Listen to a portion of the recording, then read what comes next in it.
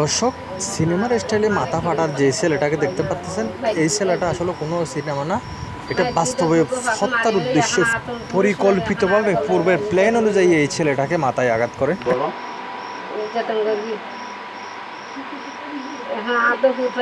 মারি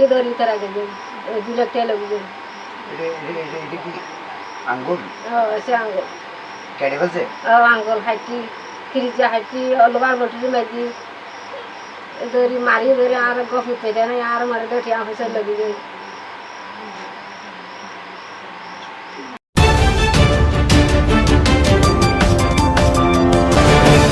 দর্শক, জয় বাংলা টিভিতে আপনাদের স্বাগতম জানাচ্ছি, আমি মোহাম্মদ রফিক। পরিকল্পিতভাবে হত্যার উদ্দেশ্যে সাইফুল ইসলামের মাথায় আঘাত করে প্রচণ্ড আঘাত পেয়ে সাইফুল ইসলাম ঘটনাস্থলে বেহুশ হয়ে পড়ে। বেহুশ হয়েও রেহাই পায়নি সাইফুল, এরপরও ক্রিজ দিয়ে তাকে তার শরীরে কোপাকুপি করে শেষ পর্যন্ত তাকে এলাকাবাসীরা উদ্ধার করে বাঁশখালী মেডিকেলে প্রেরণ করলে, বাঁশখালী মেডিকেল রেফার করলে চিটাগং মেডিকেলে নিয়ে যায়। সেখানে ব্রেন অপারেশন হয়, তার মাথার 22টা সেলাই হয়। মাথা ফেটে ফেলছে, এটা আপনার কি? আমার আপনার ছোট ভাই। কি জন্য হয়েছে?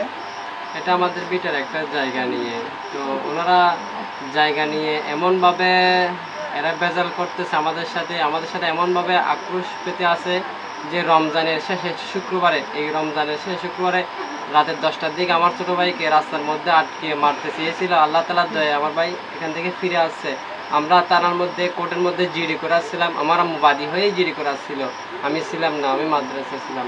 এরপরে ঈদের 2-3 দিন পর এমনভাবে এসে আমাদের উপর এখানে নতুন করে এসে আক্রমণ, পুরন করে আক্রমণ, এমনভাবে আমার ভাইকে আক্রমণ করছে। ওনাদের ঘরের সামনে যাওয়ার সময় এমনভাবে আক্রমণ করছে যে মাথায় একদিকে ডাইরেক্ট দেবে গেছে। আমি নিজেই আমার ভাইকে মেডিকেল নিয়ে গেছিলাম, বাঁশখালী মেডিকেল নিয়ে গেছিলাম ঘটনা হওয়ার পর 15 এপ্রিল। তো বাঁশখালী মেডিকেল থেকে সিলেট মেডিকেল রেফার করছে। সিলেট মেডিকেলে 2 দিন থাকার পরে ডাক্তার বলতেছে তুমি কি দাও, এক্সরে দাও। এক্সরে রিপোর্ট যখন খারাপ আসছে বলছে আবার কি দাও, অপারেশন করতে হবে। আমি একাই মেডিকেলে ছিলাম আর আমার আব্বু ছিল। আপনারা কি বাড়িতে থাকেন না? না, আমি বাড়িতে থাকি না, আমার ছোটো ভাইও বাড়িতে থাকে না। উনি শুধু 1 বছরের জন্য বাড়িতে আছে। আমার বোন কেউ নাই, বিদায়। উনিও পড়ালেখা করে মাদ্রাসায়। আপনার বাবা কোথায়? আমার আব্বু বাইরে থাকে।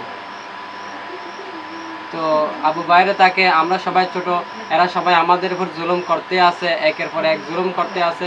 10 বছর পর্যন্ত জমিনের আইলের কেস কেটে আমাদের জমিনের প্রায় অর্ধেক 1.5 হাত মতো, 150 ফুট মতো জায়গা এরা নিয়ে ফেলছে।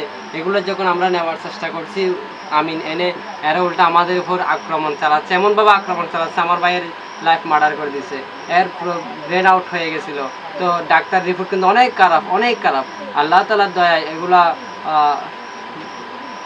নেককার ব্যক্তিদের দোয়ার বরকতে আল্লাহ তাআলার দয়ায় মোটামুটি এখন সুস্থর দিকে। তাও তো এখন উনি বড় করে কথা বলতে পারে না, বা নড়াচড়া করতে পারে না, হাঁটতে পারে না, ভালো করে ঘুমাতে পারে না, অনেক কষ্টের মধ্যে আছে।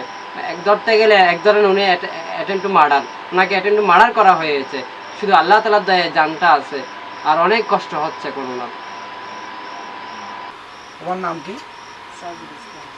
কি করো তুমি? জাহাঙ্গীর আলম বলেন তার বাবা প্রবাসে থাকে, তারা ছোট মানুষ, মাদ্রাসায় লেখাপড়া করে। তার চাচা করিম বকশু, রহিম বকশু, এরা হচ্ছে সন্ত্রাস। এরা প্রতিনিয়ত এলাকায় সন্ত্রাসী করে বেড়ায়, তাদের জায়গা জমি দখল করে আছে।